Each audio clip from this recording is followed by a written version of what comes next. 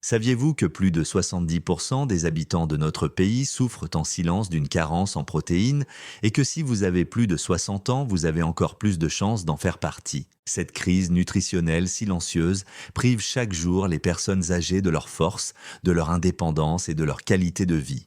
Mais voici la vérité que personne ne vous dit. Résoudre ce problème pourrait être la chose la plus importante que vous ferez pour votre santé cette année. Avant d'entrer dans le vif du sujet, si vous trouvez ces informations utiles, prenez un moment pour aimer cette vidéo, laissez un commentaire sur votre principale préoccupation en matière de santé et vous abonner à notre chaîne.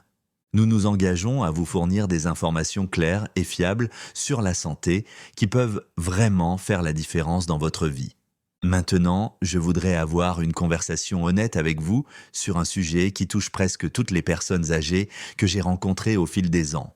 Vous avez probablement déjà entendu dire que les protéines endommagent les reins, qu'il faut réduire leur consommation en vieillissant ou qu'elles ne sont destinées qu'aux culturistes et aux jeunes athlètes. Je suis ici pour vous dire que ce sont des mythes dangereux qui pourraient nuire gravement à votre santé. Laissez-moi vous expliquer pourquoi les protéines pourraient être la pièce manquante du puzzle de votre santé et pourquoi bien les assimiler pourrait transformer votre bien-être et vos capacités fonctionnelles pendant vos vieux jours. Commençons par quelque chose qui pourrait vous surprendre. Lorsque nous parlons de rester en bonne santé en vieillissant, la plupart des gens pensent immédiatement à leur cœur, leur cerveau, voire leurs os.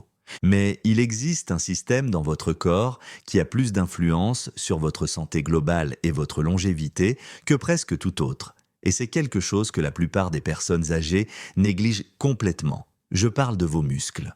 Je sais ce que vous pensez peut-être. Les muscles servent uniquement à la force et au mouvement, n'est-ce pas? En réalité, vos muscles sont bien plus que cela. Ils constituent le moteur métabolique le plus puissant de tout votre corps. Votre humeur, votre niveau d'énergie, le bon fonctionnement de vos hormones, la force de votre système immunitaire, la stabilité de votre glycémie et même la qualité de votre sommeil, tous ces éléments sont directement liés à la quantité de muscles sains que vous avez dans votre corps. Et voici le point crucial.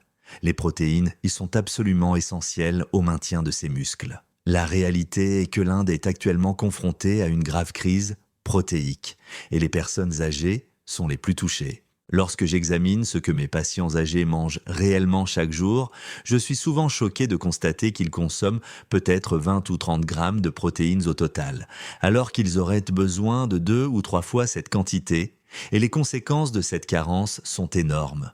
Lorsque vous ne consommez pas suffisamment de protéines, vous pouvez remarquer une baisse d'énergie tout au long de la journée. Vous vous sentez agité et incapable de vous concentrer. Votre humeur devient morose et votre enthousiasme pour les activités que vous aimiez auparavant disparaît. Votre sommeil est perturbé. Vous remarquez peut-être que vos cheveux s'affinent plus que d'habitude et que votre peau perd de sa vitalité. Votre métabolisme ralentit considérablement, ce qui facilite la prise de poids et rend la perte de poids plus difficile. Vos hormones se déséquilibrent. Ce ne sont pas seulement des symptômes aléatoires du vieillissement. Dans de nombreux cas, ils sont le résultat direct d'un manque d'apport en protéines dont votre corps a désespérément besoin. Mais c'est là que les choses deviennent vraiment sérieuses. Après 35 ans, chacun d'entre nous commence à perdre environ 1% de sa masse musculaire chaque année. Il s'agit d'un processus naturel appelé sarcopénie. Or, si vous consommez suffisamment de protéines et restez actif, vous pouvez ralentir considérablement ce processus. Mais si votre apport en protéines est trop faible, cette perte musculaire s'accélère de manière spectaculaire. Et il ne s'agit pas seulement de devenir plus faible ou d'avoir du mal à ouvrir des bocaux. Lorsque vous perdez du muscle, votre risque de développer des maladies graves telles que le diabète de type 2, les maladies cardiaques et les troubles métaboliques augmente considérablement. Vos os deviennent plus fragiles. Votre équilibre se détériore et vous risquez davantage de faire des chutes. Vous commencez à perdre votre indépendance. C'est pourquoi je dis que nous sommes en situation de crise. Nous nourrissons notre corps avec beaucoup de calories, beaucoup de riz, de chapatis et d'huile, mais nous oublions de nourrir nos muscles avec les protéines dont ils ont besoin pour survivre et se développer. Un repas typique du sud de l'Inde peut vous apporter 500 ou 600 calories, mais seulement 10 ou 15 grammes de protéines. Ce n'est tout simplement pas suffisant. Maintenant, laissez-moi vous dire exactement combien de protéines vous avez besoin, car c'est là que réside une grande partie de la confusion. Si vous êtes une personne âgée plutôt sédentaire, qui passe beaucoup de temps assise ou à faire des tâches ménagères légères, vous avez besoin d'au moins 1 gramme de protéines par kilogramme de poids corporel chaque jour. Donc, si vous pesez 60 kg, cela représente au minimum 60 grammes de protéines. Mais voici ce que beaucoup de gens ne réalisent même pas. Si vous faites de l'exercice, même simplement marcher régulièrement ou faire de la musculation légère, vous avez en fait besoin de plus.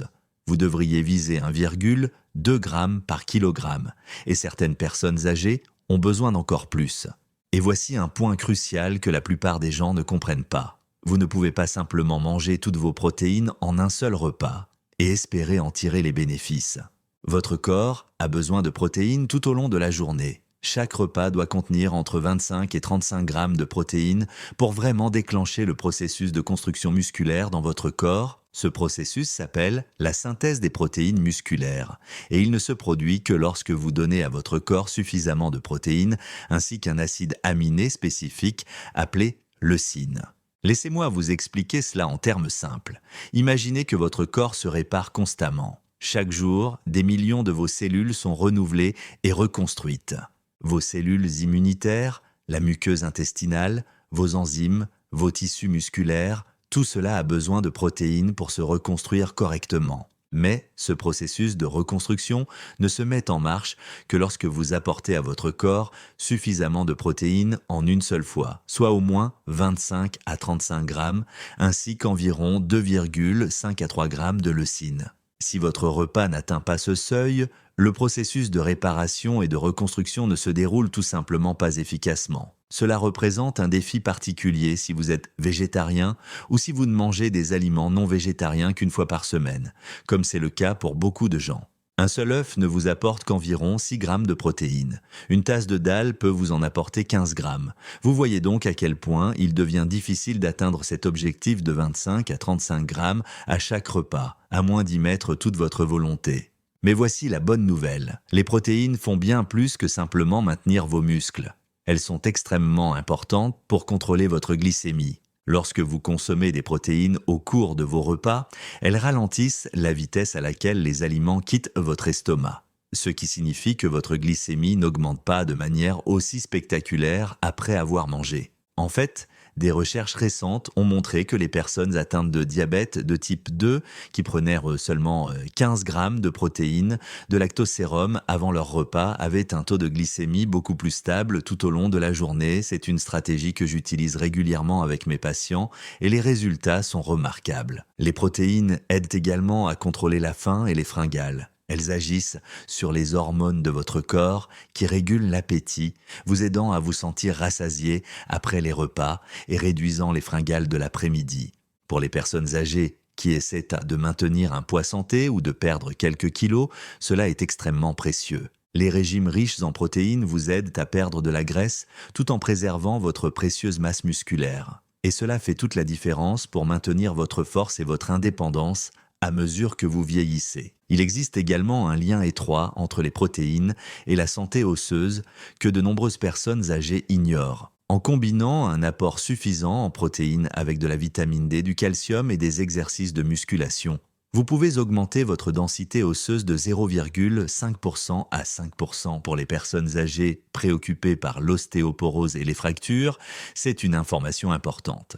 Maintenant, permettez-moi d'aborder certaines préoccupations pratiques que j'entends tout le temps. Beaucoup de gens craignent de ne pas pouvoir digérer correctement les protéines en vieillissant ou que les compléments protéinés soient en quelque sorte inférieurs aux aliments. Permettez-moi de clarifier ce point. Votre corps décompose les protéines provenant des aliments et celles provenant de compléments de qualité exactement de la même manière. Elles sont toutes deux décomposées en acides aminés que votre corps utilise ensuite pour construire tout ce dont il a besoin. L'avantage des aliments complets est qu'ils contiennent des nutriments, des vitamines, des minéraux et des composés bénéfiques supplémentaires qui favorisent la santé globale. L'avantage des compléments protéiques est leur commodité et leur absorption rapide. Considérez la poudre de protéines comme un outil et non comme un substitut. Si vous voyagez, si vous avez besoin d'un apport nutritionnel rapide après l'exercice, si vous ne pouvez tout simplement pas manger suffisamment d'aliments riches en protéines pour répondre à vos besoins quotidiens, alors un complément protéiné de qualité peut être extrêmement utile. Lorsque vous choisissez une poudre protéinée, recherchez-en une qui présente un profil complet en acides aminés et une teneur adéquate en leucine. Les protéines de lactosérum contiennent naturellement tous les acides aminés dont votre corps a besoin. Les poudres protéinées à base de plantes mélangent souvent des protéines de riz et des protéines de pois pour créer ce profil complet. Voici quelques chiffres pratiques pour vous aider. Si vous pesez 60 kg et que vous êtes plutôt sédentaire, visez au moins 60 g de protéines par jour.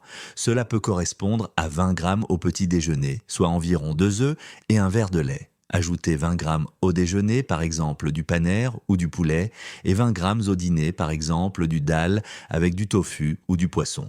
Si vous êtes plus actif ou avez plus de 40 ans, augmentez cette quantité à environ 70 g par jour. Et si vous faites régulièrement de la musculation ou si vous vous remettez d'une maladie, vous pourriez avoir besoin de 80 ou 90 g répartis tout au long de la journée. Voici quelque chose de très important à comprendre pour les personnes âgées. En vieillissant, notre corps devient ce que les scientifiques appellent résistant à l'anabolisme. Cela signifie que les personnes âgées ont en fait besoin de plus de protéines que les jeunes pour obtenir la même réponse musculaire. Votre corps ne réagit plus aussi efficacement aux protéines qu'auparavant, vous devez donc lui en donner davantage. Cela est particulièrement vrai si vous souffrez d'inflammation, ce qui est fréquent avec l'âge. Des études montrent que la consommation de plus de 1,2 g de protéines par kilogramme de poids corporel peut en fait réduire les marqueurs inflammatoires dans votre corps. Mais je tiens à être très clair sur un point. La consommation de protéines seule ne suffira pas à développer vos muscles ou à transformer votre santé.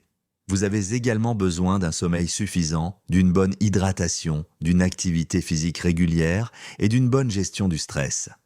Tous ces éléments fonctionnent ensemble. Si vous consommez beaucoup de protéines, mais que vous restez assis sur votre canapé toute la journée, vous n'obtiendrez pas les résultats escomptés. Vous devez donner à votre corps une raison de maintenir et de développer ses muscles grâce à une activité physique régulière. Ceci est particulièrement important pour les femmes de plus de 60 ans. Beaucoup de femmes que je vois dans mon cabinet se plaignent de fatigue, de sautes d'humeur, de perte de cheveux et de peau terne. Lorsque j'examine leur alimentation, je constate souvent qu'elles consomment moins de 40 g de protéines par jour, parfois seulement 20 ou 30 g.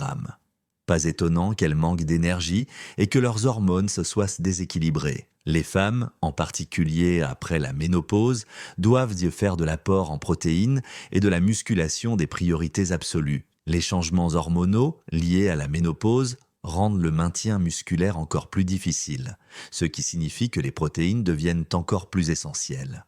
Je sais que certaines d'entre vous s'inquiètent parce qu'elles ont entendu dire qu'un apport élevé en protéines endommageait les reins. Laissez-moi dissiper cette inquiétude.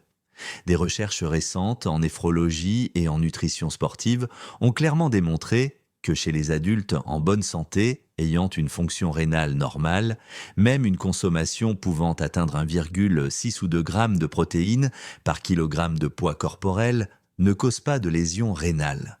Vos reins sont conçus pour traiter les protéines.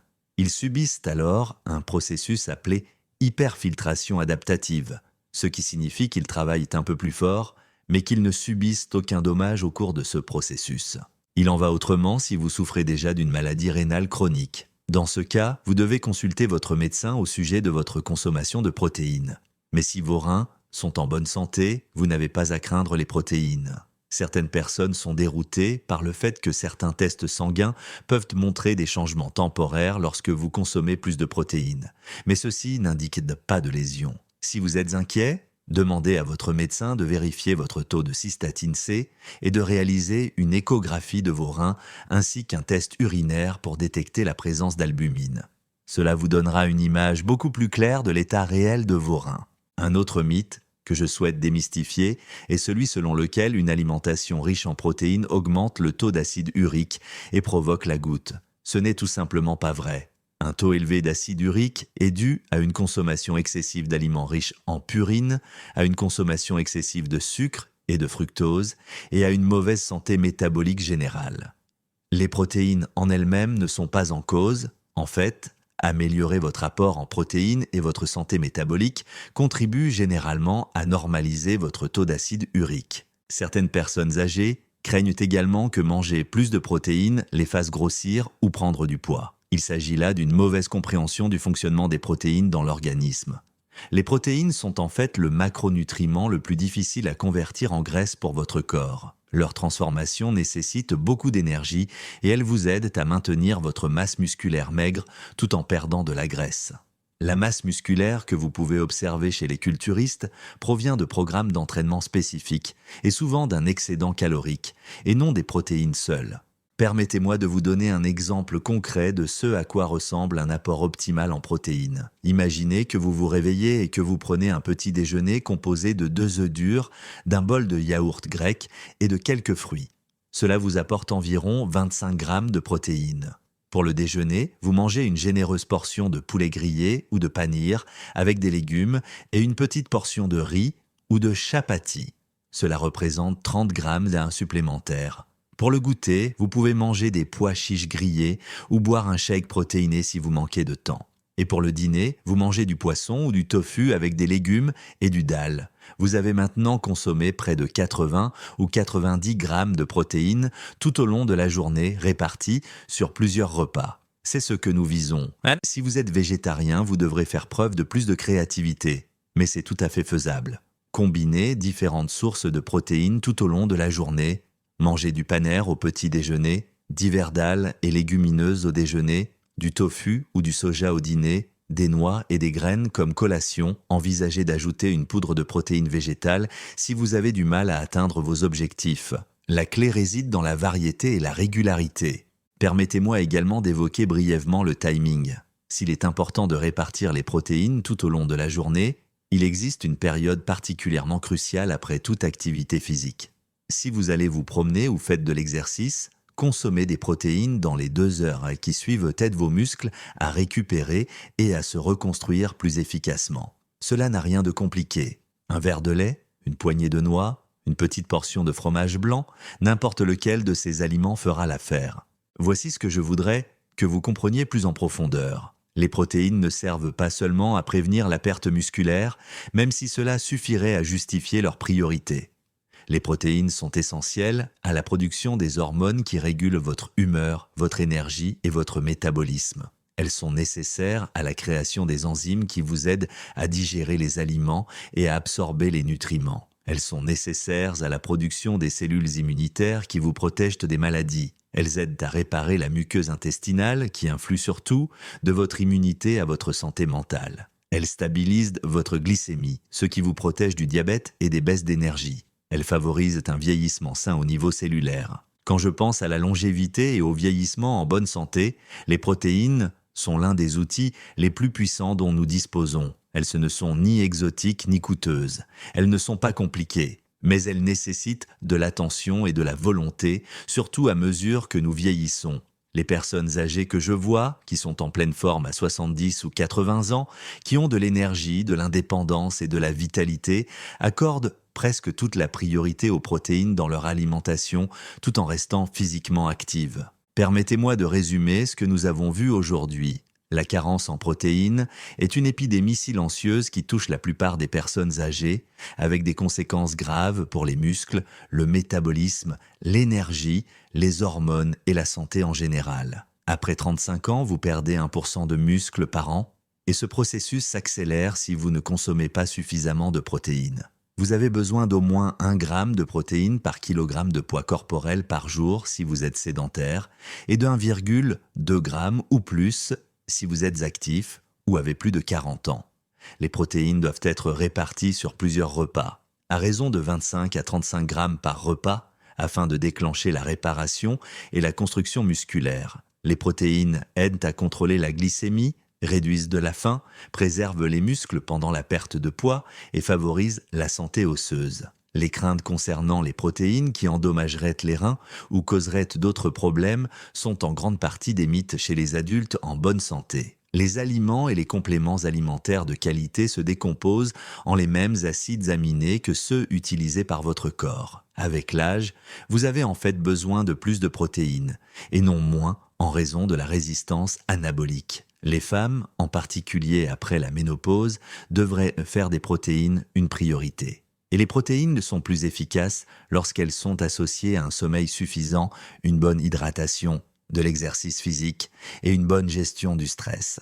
Je vais maintenant vous donner des mesures concrètes que vous pouvez prendre dès aujourd'hui. Tout d'abord, calculez votre objectif minimum en protéines en fonction de votre poids, en visant au moins 1 gramme par kilogramme si vous êtes sédentaire et 1,2 g si vous êtes actif ou avez plus de 40 ans. Ensuite, planifiez vos repas de manière à inclure une bonne source de protéines au petit déjeuner, au déjeuner et au dîner en visant au moins 20 à 25 grammes à chaque repas. Troisièmement, si vous êtes végétarien, veillez à combiner différentes sources de protéines tout au long de la journée afin d'obtenir tous les acides aminés dont votre corps a besoin.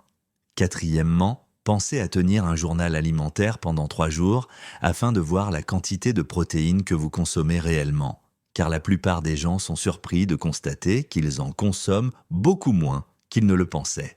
Cinquièmement, si vous avez du mal à atteindre vos objectifs en matière de protéines uniquement par le biais de votre alimentation, demandez à votre médecin si un complément protéiné de qualité pourrait vous être utile. Enfin, associez votre apport accru en protéines à une activité physique régulière, même s'il s'agit simplement de marche ou d'exercices de résistance légers avec des bandes élastiques. Vos muscles ont besoin à la fois des matières premières fournies par les protéines et des stimuli procurés par le mouvement pour rester fort. N'oubliez pas que vous n'avez pas besoin d'être parfait tous les jours. Si vous n'atteignez pas votre objectif quotidien en matière de protéines, ne vous inquiétez pas. Reprenez simplement le lendemain. Ce qui compte, c'est votre tendance générale sur la durée. Visez la régularité, pas la perfection. Et sachez que chaque repas dans lequel vous incluez une bonne source de protéines est un repas qui soutient vos muscles, votre métabolisme, votre énergie et votre indépendance à mesure que vous vieillissez. Merci beaucoup d'avoir regardé jusqu'à la fin. Si vous avez trouvé ces informations utiles, vous voudrez certainement regarder nos vidéos précédentes sur les effets des toxines sur votre santé et la vérité sur les compléments alimentaires à base de créatine. Chaque semaine, nous décomposons des sujets complexes liés à la santé en conseils clairs et pratiques que vous pouvez réellement mettre en œuvre. Abonnez-vous à notre chaîne pour ne manquer aucune de ces discussions importantes. Votre santé était votre richesse, en particulier pendant vos années dorées, et nous sommes là pour vous aider à la protéger.